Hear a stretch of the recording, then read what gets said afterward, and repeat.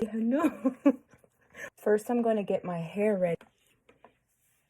Now I'm going to curl my hair. You're a pretty boy, honey.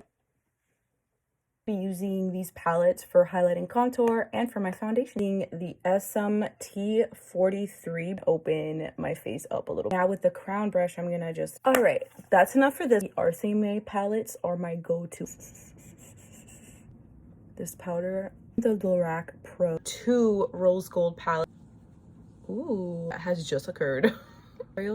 Check it out. MAC Hyper Real Glow. I'm gonna lightly fill in my brow. The Maxi Reloaded palette by Makeup Revolution, and this is the Ultimate Nudes. Looking for a nice neutral palette. Ooh, so far so good. You're probably wondering, no, I have no primer on my eye. Here to blend the color on my lid.